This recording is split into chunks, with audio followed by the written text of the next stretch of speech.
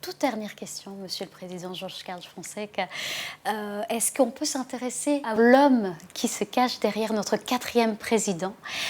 Quel était votre rêve d'enfant? Est-ce que vous voyez déjà président de la République du Cap-Vert, ou est-ce que c'est une décision qui s'est imposée à vous au cours de votre parcours? Ah oui, c'est une belle question. Moi, je ne suis pas un homme de grands plans, de planification.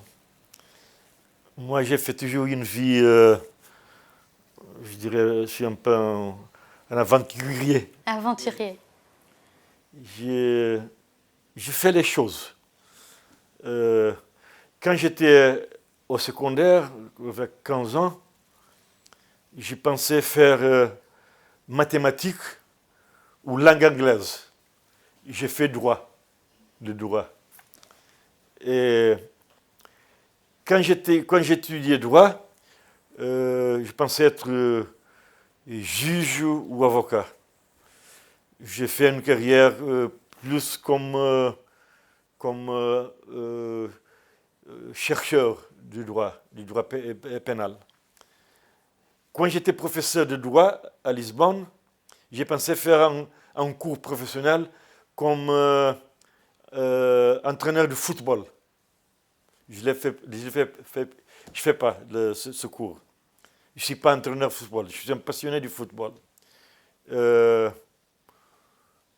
J'ai pensé être... J'ai fait toujours la politique. Depuis 17 ans. J'étais étudiant, j'étais militant dans la clandestinité du Parti africain d'indépendance de la Guinée et du Cap-Vert. J'ai lutté pour l'indépendance de mon pays. À l'époque, j'avais 18 ans, 19 ans, 20 ans. Je pensais, bon, ça c'est un rêve, une utopie. C'est pas du tout possible, le Cap-Vert être un pays indépendant. Hein. Mais j'ai lutté pour l'indépendance. Hein. Mais on a obtenu l'indépendance le 5 juillet 1975. Hein.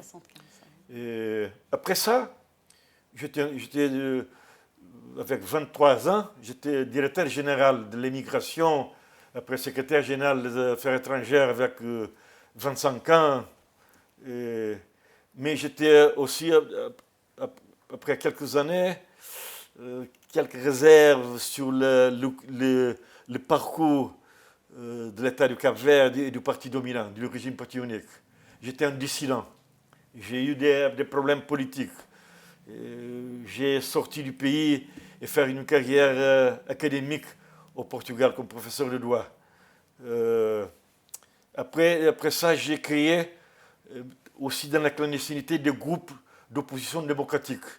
J'étais le fondateur de CCPD, Cercle Cap-Verdien pour la démocratie, et la Ligue Cap-Verdienne des droits humains, en 1982-83. Donc le militantisme on a obtenu la démocratie, j'étais ministre des Affaires étrangères. Oui. J'ai pensé être président, mais j'ai pas jamais eu un plan d'être président.